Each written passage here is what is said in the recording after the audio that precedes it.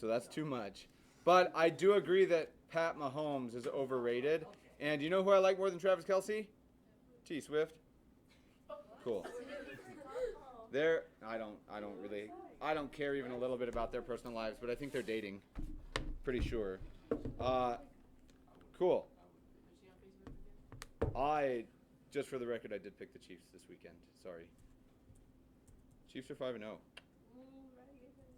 Yep, no, I don't have anything against the Niners. Just I think the Chiefs will always get the benefit from the referees and from everybody. Seems that way. Anyway, check it out. We're reviewing the homework. This was homework 2.5.1, I believe. What I was saying before, I want to make sure I start recording the video. But don't do more work than you have to. All this question was asking is, hey, how many zeros does it have? How do you know that this is 1?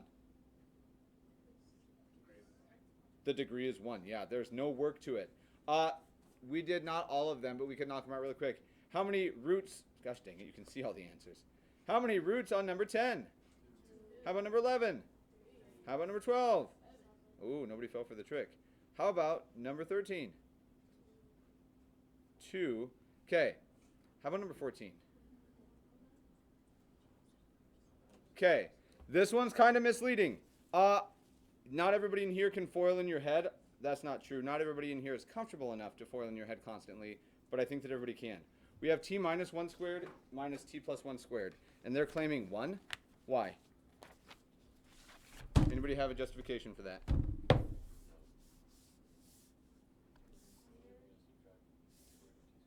Yeah, check it out. We have t minus 1 squared plus or minus t plus 1 squared.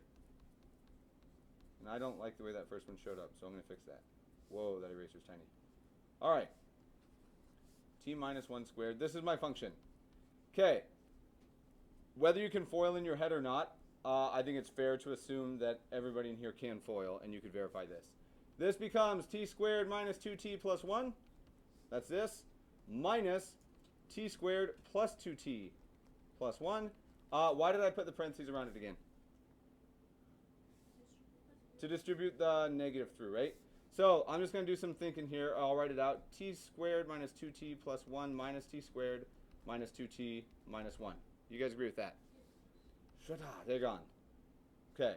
Let's see. Shada, they're gone. This function is really just a really ugly way to write this. This is a simplified version. We haven't cheated anything. We haven't removed anything that wasn't already going to simplify out. What's the degree of the simplified form? Which means how many roots? 1. And there's where our answer comes from. All you have to do is expand it. Cool. So that was all the way up through 14. From here we went to 16. And you just had to write out the possible rational roots. Okay. You may not have done it like this. If you have plus or minus, and then inside of parentheses, 1, 2, 4, 8, and 16 over 1, I'm cool with that. Okay. Historically, when I've taught this, I've gone back and forth every year. Some years, depending on how people do, I make them write every number. 1, 2, 4, 8, 16, negative 1, negative 2, negative 4, negative 8, negative 16. It's kind of tedious, but it gets the point across, and you start to recognize that it's a huge time saver. Okay, issues there, we all cool? All right, 21. Let's see. Using the rational zero test, it says find the rational zeros. Means no i's or anything involved.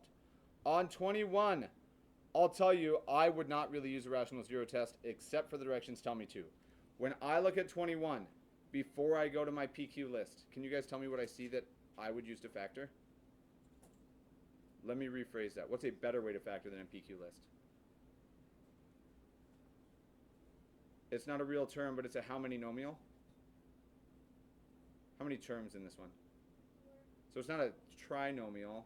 It's not a quatrinomial, which is an ugly language. I would rather just call it a four-nomial. What should we try if there's 4 terms, or 6, or 8? I bet grouping would work well here. If I take out an x squared, it leaves behind a what, an x minus 9? This one, sorry. If I take out an x squared, it leaves behind an x minus 4. If I take out a negative 1, it leaves behind an x minus 4. I could factor this with grouping. Now, you were asked to do so using the rational zero test. Do you have somewhere on number 21 written possible rational roots in some fashion, plus or minus 1, 2, or 4 over 1? Okay, my guess is you probably tried synthetic division with 1 and it worked. Okay, when you do it with 1, it must leave behind what? X squared plus 3x plus 4? Minus 3x plus 4? Minus 5. Goodness gracious. Okay, pretending I can do all this math in my head, do we all get 1, -1, and 4 as the 3 roots? Okay, 21. 22. Did you get roots at 1, 2, and 6? We're playing the honesty game. We're going to do more of these today, so I'm not going to be heartbroken if you don't get this right now. But if everybody gets it wrong, it says we should probably look at it. Just thumbs up. You can hold them close. You don't have to broadcast to everybody. 22, you got 1, 2, and 6 as your roots. Okay, cool. And then 26. Did you get 1/3 and 3?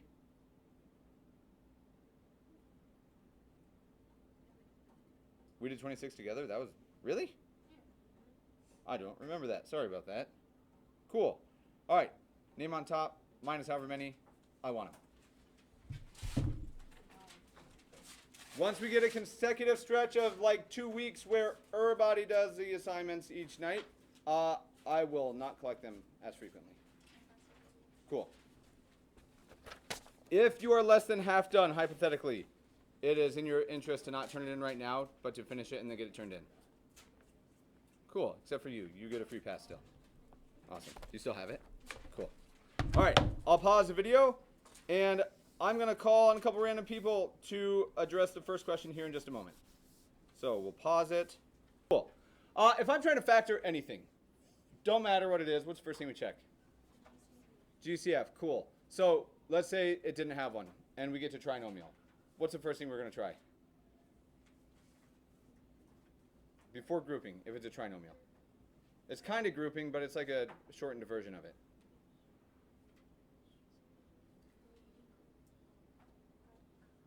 It's a shortcut, right? Okay. If the leading coefficient is 1, you have a shortcut. If it's not 1, you don't get a shortcut, and you have to try doing what? You have to try grouping it. What if you can't find those numbers? What's your last option? Quadratic formula, right? Okay. Is it possible that in the quadratic formula, when you plug in your numbers, the discriminant, the thing you're taking the square root of, is a negative number? So I'm just going to make up a complete problem here, and you don't have to write this down yet. We'll summarize this, and I'll come back to that second question here in a couple minutes. Hypothetically, without having a problem in mind, give me a b, a value of b. Sure. So -6, and then what comes next in the quadratic formula? Plus or minus the square root of negative what number? Let's do something that doesn't simplify. Okay, like this is what the quadratic formula could spit out, right? What type of roots am I going to find? They're going to be complex. They're going to be imaginary, right? Or they're going to at least have an imaginary part. Follow-up question. Hypothetically, we'll even make it nicer. Is it possible that could be a 1? If that's the case, can you tell me my 2 roots? Or my 2... Let's do the roots first. What would one of the roots be? -6 plus I root 7. Is everybody on board with that? Okay, what's the other one? -6 minus I root 7. Are you guys on board with those? Okay. Is there a name for these? Like, these are certainly related. They're complex conjugates. If we get an imaginary number showing up as a root, it must have come from the quadratic formula. And if it comes from the quadratic formula, what do you think we're always guaranteed to find? If I have one complex root, a plus bi, can you tell me the other one? A minus bi. They always come in pairs. Now, that is a huge help, and we're going to learn some shortcuts today. My notes are just crazy. They're dying everywhere. I don't know why. I will not write this small, I don't think. Can you guys see if I write that small? I just won't write that small. We won't even bother with it. Okay, we are continuing right on from yesterday. Today, we're going to start with that observation that we just made. And I love the shorthand, but you guys don't have to use it. I like the idea of just writing complex conjugates with that Blackboard C. That's a pretty good way to do it. Complex, well, I don't like that color. Complex conjugates. We are still following up. Complex conjugates. Okay. When we look at this, and I'm going to change one more thing. I'm going to make a statement after this. Complex conjugates show up as roots sometimes. Now, they show up when we use a quadratic formula like that, but there's something special about it. Anytime that we get a complex root, a polynomial function, and I'm just going to say poly, a polynomial with a plus, or I'm going to say x equals a plus bi as a root, will also have, what's the other root that I'm guaranteed? A minus bi as a root. Okay. Your book refers to this, and I will sometimes as well. These come in pairs every single time. Complex conjugate pairs show up as roots. Now, this opens a door for a huge variety of problems that we can look at. This will always be the case, and we're going to jump right in with it. Okay. Right away, and I'm still going to go with a different color because that's still hard for me to see. We're just going to jump right in with an example. And it's all related to factoring and stuff, but we're going to see that there's some clever things that we can do that aren't crazy, but they might not feel natural, that make these problems significantly easier. And I'll put some reminders along the way as we go.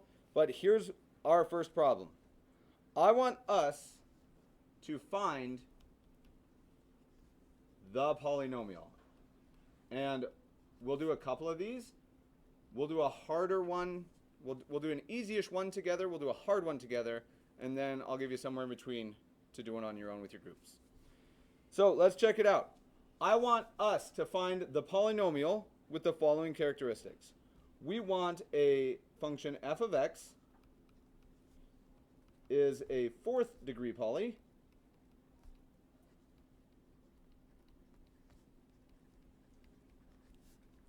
with roots, and I'm going to use a colon there to separate this. We're going to have a fourth degree polynomial with the following roots. I know that x equals 2 is a root. I'm also going to say that x equals negative 2 is a root.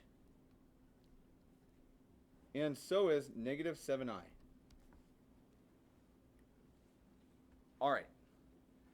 Now, you guys don't write with colored pencils or pens. Most of you, I don't know if anybody in here does. With that in mind, when we do these problems, we're immediately going to jump in, and it's going to be hard for you to distinguish what was like there and what's starting. So whatever sort of indication you need, we're going to pull something out. First question right off the bat. I'm looking for a how many degree poly? It's a fourth, and I specified that to give us a little help here. How many roots did we get? 3. How many should it have? Well, darn. We're missing one. How on earth are we ever going to remedy the situation? Oh, say that again. I heard 2 people saying it, different sides of the room. What was yours, Sean? Positive 7i. And what were you saying? Because you were saying the same thing but different language. It's also imaginary, but it's conjugate.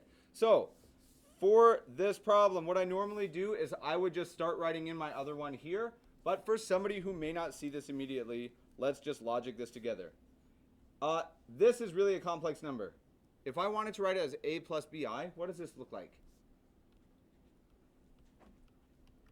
Negative 7i could be written in the form a plus bi. What's a, though? So this is really 0 minus 7i. Are you guys cool with that? The fact that that is true, and I see that this is a complex number, guaranteed it's what is also going to be a root? 0 plus 7i. So I'm going to say this, complex conjugate, and this is the shorthand that I was talking about. That statement that we made above with the complex conjugates. It immediately implies that x equals 0 plus 7i, or simply put 7i, is also a root. Is also a root. Okay, logically, does that connect? Because it comes from that plus or minus. One of them is plus, one of them is minus. Okay, if we want to now find this polynomial, we have one last couple little steps. We need to go from the fact that we're given roots to factors, and then we get to multiply. If JV, sorry, let me ask a question, then we'll call them people, because if I ask a name first, you might just tune out. If x equals 2 is a root, what factor must it have come from? JV.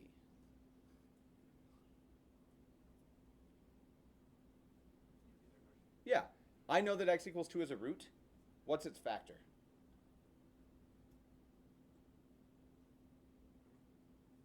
So we're going to change this. I'm going to give everybody a second because the base looks on several people's faces make me think that you're lucky you didn't get chosen. If, and you don't, let's see, if it's gray, put the pencil away. That was the line, right? Okay, check it out. If I make the claim that x plus 6 is a factor, what does this imply as a root? -6? But it actually implies both directions. X equals -6 is a root. I can just go back and forth between these, right? So let's just use this idea. If x equals 2 was a root, then what's a factor? X minus 2. That's where your -2 is there. You're right. Okay, so let's use that logic and build this thing up. Using that idea and that roots and factors are just two sides or two ways to word the same statement, we can start building our function f of x. We have now, and this is what I was talking about, I normally just would write positive 7i right here and jump into the problem. Okay, we have our function f of x, of which we know 4 roots, which in turn means I know 4 factors then. So, let's check it. If x equals 2 is a root, I just heard x minus 2 was a factor. What about the fact that x equals -2 is a root? X plus 2, says Barsega. Love it. Okay, how about the fact that -7i was a root? What's its factor?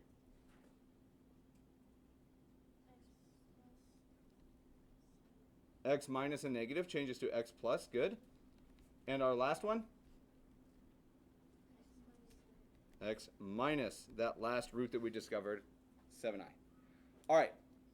At this point, we've done what I consider the hard part conceptually. Now we get to do the hard part. I don't think it's super hard, but that's subjective. We do the hard part computationally, which just means we actually have to do this. If you're doing this multiplication, how would you start? How would you break it apart to be able to manage it? Would everybody start with doing this distribution? No, that's dumb. You'd probably start by multiplying which ones? Probably these two, right? Okay, quick check here, real. How good at foiling are you guys? Can everybody here foil well? Okay. I'm going to take a step here because you'll get plenty of practice to do this on your homework. I think we all know how to foil. I'm going to make the following claim. This is x squared minus 4. Are you okay if we just say ... These two, when we actually foil it, become this? Okay, harder question. Maybe not. What do these ones turn into?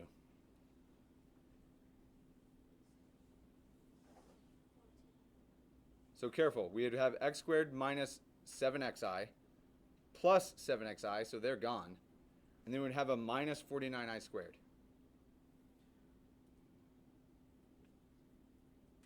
Definitely going to mean x squared. What's the second part? Scratch work in your margins if needed. 2x squared plus 49. Okay, the foiling part of this. If you need help foiling, please do come see me. I'll help you foil stuff out.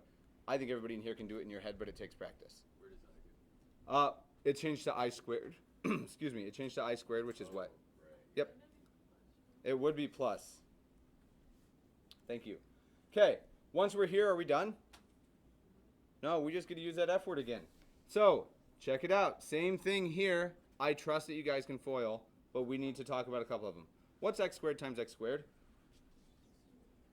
x to the fourth, and then I'm going to talk out loud as I do this. Plus 49x squared minus 4x squared, I think changes to plus 45x squared, and then minus 196. Cool. We have successfully found a fourth degree polynomial, and before I put my bullet for my answer, I will go ahead and say, hey, look, this is it. This is f of x. Follow up. Are there other answers that we could have gotten?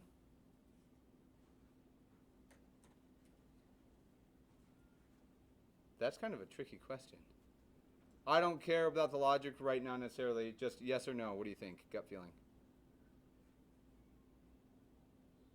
I bet so, because I could multiply everything by any number, and we're just going to get a scaled up version. We would have had a factor that came out that was just a number instead of a linear factor, and it wouldn't have changed any of my roots.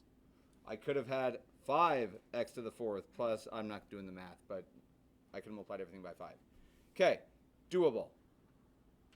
Okay, this is like the easy version. The easier way to do this would be give you one complex root, and you're guaranteed to get the second, and you would have a quadratic instead. Let's bump it up. On B, I'm not going to tell you the degree right off the top, but we're going to have the following. On example B this time, I want to have x equals 3 as a root, but so is x equals 2 minus 4i. And I should have made it 5, but we'll stick with 4. That's fine with me. Okay, how many roots did I give you? I've given you 2. I am confident that this is not a quadratic. This is bigger than x squared. How do I know that? What's the third root that I'm guaranteed to have? So the conjugate, which would be 2 plus 4i. We are looking for a cubic polynomial right now that has these 3 factors. Okay. I need your eyes and ears open. If you zone out sometimes, this is like the worst time you could possibly do it. This is an ugly multiplication that we'll see in a minute, but with a little bit of cleverness, we can make it a lot less ugly. So let's check it out. We'll start off with the easy ones. I know that f of x is going to have one factor is going to be nice and chill to write. If 3 is a root, then what's the factor? X minus 3. Okay. We normally use parentheses, yeah? There's very few times I do this. I'm going to use a bracket for this next one. And you'll see why here momentarily. I'm going to use a bracket. It's just a different way to group, a different symbol. You could also just use bigger and smaller parentheses if you'd prefer that. I'm cool with it. If 2 minus 4i is a root, what's the factor?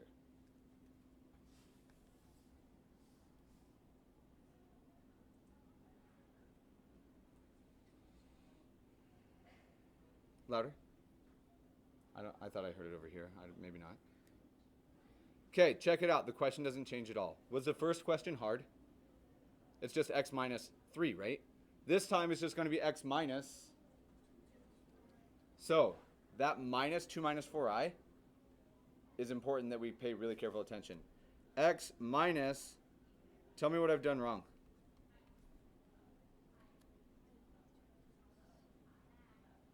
I haven't really just subtracted my root, right?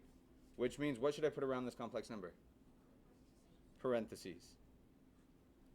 That's a factor. And there's one more factor. It's x minus, what's the other one? 2 plus 4i. Now, conceptually, have we done anything different than we did the previous problem? No, it's the exact same setup. Everything runs the same. Does this leave you with maybe a little bit more stress and anxiety, though? It looks like a harder multiplication to do. I don't know that I'd really say it's harder, but it's certainly more involved. But we're going to try to be clever about this. Looking at it, I'm not going to touch the x minus 3 till the end, because I think that these two are probably the ones that are going to be like hard to deal with. So let's just see if there's any natural choices that we could make. I have x minus 3. It's going to follow along for the ride. I'm going to keep my brackets momentarily. When I see minus and then stuff in parentheses, that indicates what's going on with it. Good. They'll distribute. Now, I'm going to intentionally leave a little awkward space here, but we'll see why in a second. If I now distribute this negative, it becomes x minus 2 plus 4i. Y'all agree with it? Okay, we're not going to touch it again yet. If I do the same thing here, what's it become? Sean, I need you to open here because this part's really important. If you distribute the negative on the second factor, what do I write down? X minus 2 minus 4i? Okay. I'm hopefully going to be able to save you like a crazy amount of time. Could you do the distribution here? You go 1, 2, 3, 1, 2, 3, and 1, 2, 3, right? You could do it. Anybody really want to do it? Probably not. Now, I think you could, but we're all about efficiency. As long as I'm not doing anything with multiplication, I can group numbers however I see fit, right? I'm going to suggest the following. I left this awkward space because notice that these both now have x minus 2 in them. But there's more. There's even more that's going to be super helpful here. We're going to FOIL this one out and see if we can hit a shortcut with it, because there is one coming, and we'll find it. So the x minus 3, can I just leave it behind? No, it comes along for the ride. Okay. Now, we really truly are multiplying a trinomial by a trinomial. However, when we notice that they both have the same thing, do you agree? I can kind of look at it if it's just a binomial times a binomial, because it's just this plus 4i and this same thing minus 4i, right? More so, if we think of something that's like x minus 2 and x plus 2, everything in the middle just falls out, right? Every single time. So let's verify that, and we're going to see the shortcut. Help me FOIL, but without actually doing the full stuff, we're just going to write it out. The first term here is my x minus 2. What's it going to multiply by? It's just x minus 2, right? For now, because we're doing intermediate steps, could I just call that x minus 2 squared? Okay. Intentional change of color right now. What's the next term I'd get?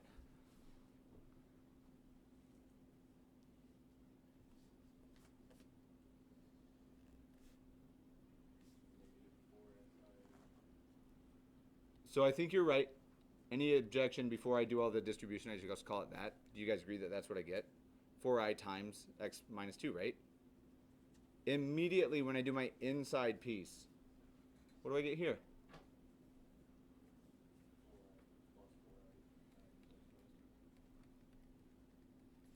And then this last piece, we'll switch, back to yellow. Minus, and then we have a decision here. Naturally for me, and it might not be natural for you, it's just minus 4i times 4i. Or 4i squared. Okay, before going forward, did we take the time to do these parentheses? What winds up happening? Those middle terms, they're gone.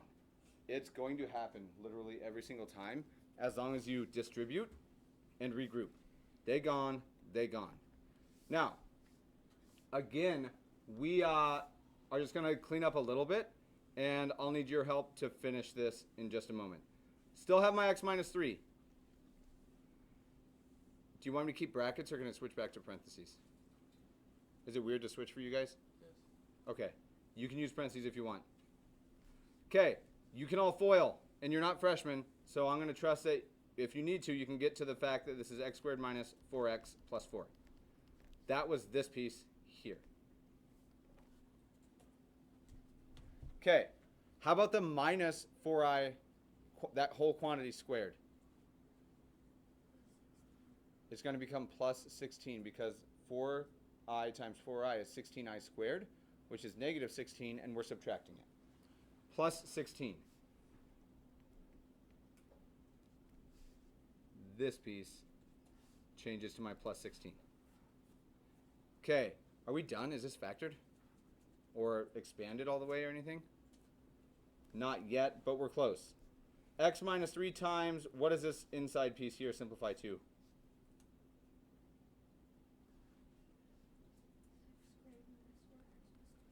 X squared minus 4x plus 20. And at this point, because we haven't done a ton of the multiplication, I need you guys to, over the next 60 or so seconds, verify to me that we can all get the same thing when we multiply. Find me what happens now as I multiply these. I will give you a moment.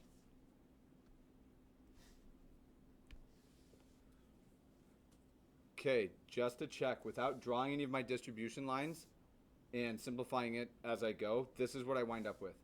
X cubed, x cubed minus 4x squared plus 20x minus 3x squared plus 12x minus 60. Like we're just doing the regular distribution. Okay, I've written it all over here so we can help clean it up a little bit. We now have a single cubic function that hits all these things. Help me clean it up. X cubed, and what else? How many x squareds? Negative 7 of them, minus 7x squared. How many x's? 32 of them, I think, plus 32x. And how many constants? Or x to the zeros if you'd rather. Yeah, you're welcome to come in. Yeah. Minus 60. Okay. Looking at this. This super duper duper ugly problem that we started with, by doing a little bit of clever distribution, makes this super simple. Every time that we work one of these out, we're always going to get the minus and plus so long as we distribute.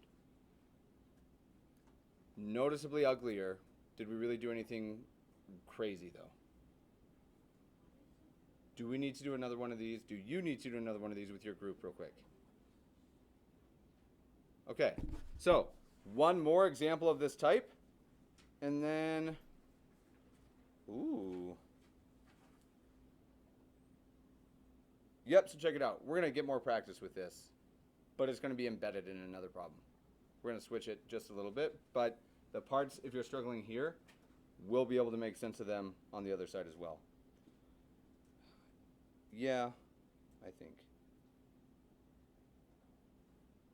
Cool. All right, all the pieces coming together. One more. Different type of example, and I thought we'd be able to get through everything, but we might need a little brain break because we're kind of pushing through a lot of stuff. Okay, here's my challenge. I want you to find all roots, which anytime you see that language, it just means imaginary and real. Okay, find all roots of this lovely function. We'll say it's f of x equals x to the fourth minus 4x cubed plus 12x squared plus 4x minus 13. But I'm going to hook you guys up just a little bit. I'm going to say find all the roots given the fact that x equals 2 plus 3i is a root. Okay, this problem, there's not a part of it that we haven't talked about, but there's several parts that we haven't entirely put together yet. So you have all the tools needed, just not the direct method. If you need to stand up and stretch for a second before you do it, please do. But I want you guys to try this one. I really wish I could mute my screen. I'm going to just turn my screen off here in a minute so that I can continue working this problem while you guys do it. Cool, cool? All right. So, everybody have it written down so I can turn this off? Baller. Find me all the roots. Do you agree with my first statement? We get two factors. Now, for whatever reason, our brains interpret this as different than other stuff that we've done, but check it out. Is 2 and 3 factors of 24? Like they are, right? So I'm going to do an analogous situation here to try to give you just a push in the right direction without just doing the problem for you. Let's consider 24. 2 and 3 are factors of 24. You guys agree with that? Okay. Immediately, this I think implies the following, maybe. Is 6 a factor of 24? It is, right? And how is that related to the fact that 2 and 3 are? Oh, okay, so this implies that 6 is a factor. That doesn't seem crazy, I don't think. If we now had that 6 is a factor and I said, okay, let's find the other ones. If I give you this factor, how do you find the others? So that would just take us back to 2 and 3. Now we'd just be in the circle forever. Oh, hold on. Change the operation. Just go the opposite direction. How would I verify that 6 is indeed a factor? So I think you're the other way around. But you could do this, right? Now, the reason that we have to do the multiplication, because normally we don't. You could just take 24 and divide it by 2, and you would see that 12 is another factor. And then you would find eventually that 6 and 3, and those are other factors also. Here's the issue. If you just jumped right in trying to do the division here, and I said, hey, divide this function by x minus 2 plus 3i, are you ever going to get the i's to fall out? Because every single part of this is a real number. Every single part of it. We're trying to divide by something that has imaginary parts to it, and we just can't do it. So I'm going to use this exact same logic, and we're going to use this exact same logic and apply it here. We know 2 factors of this big polynomial, yeah? Which means if I multiply them, do I get a factor of the big polynomial? Language-wise, if 2 and 3 are factors, I also knew that 6 was. If I know that this and this are factors, when I multiply them, is that also a factor then? That's where we're at. So check it out. From here, let's just get a factor that we're actually going to be able to use with division. Okay, we're going to multiply this out. And by we, I mean I want you guys to multiply this out. Do exactly what we just did and multiply these. Do we need to talk it together? Okay, if you need help, there's no shame in it. This is stuff I don't know if you've ever seen. Maybe a little tiny bit last year, but I don't know how in depth you went with stuff. Cool. You are doing this distribution by moving around these negatives, just like we did in the previous problem. I'm going to give you a minute. Let me know if you need help. So working through this, just help me out here. What happens when we do minus 9 times negative 1? Plus 9. Baker taught me everything I know about this. Yeah. Okay, I'm going to trust you guys can FOIL. This is x squared minus 4x plus 4 is what this turns into, plus 9. It is x squared minus 4x plus 13 when I combine it with the other one. Yep, because all that I've skipped is I FOIL this out and I get a plus 4. But what's still on the outside? There's my 13. Okay, what we have just determined, this polynomial is a factor.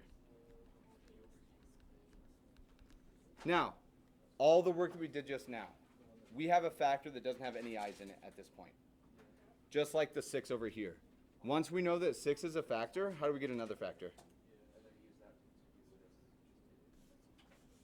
On this, so just with numbers. If I knew 6 was a factor of 24 and I want the others, I just divide, right? So if this is a factor of f, let's just divide. So now we switch gears. We get this real factor, no i's in it anymore. We're going to take this as my divisor, x squared minus 4x plus 13. And the dividend is still f of x, which is this lovely x to the 4th. And I'm checking, I'm not missing any powers, so that's good. Minus 4x cubed plus 12x squared plus 4x minus 13. Yep, this is the longest problem we've done all year. Long division, do we need to do together? Okay, we're going to run out of time, and I'm not going to require that you guys stay in lunch. I need you to be able to verify to me through long division, like you need to be able to do the long division. This is going to be x squared minus 1. That's what you should get, but you need to show me the division.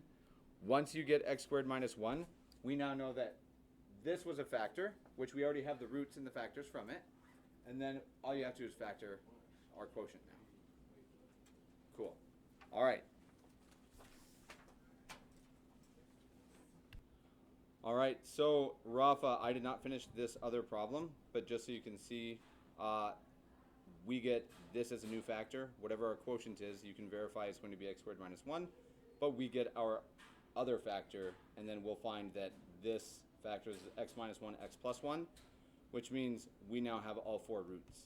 We had 2 plus 3i, we'd have 2 minus 3i, we would have x equals 1 and x equals negative 1 from this factorization here. Cool.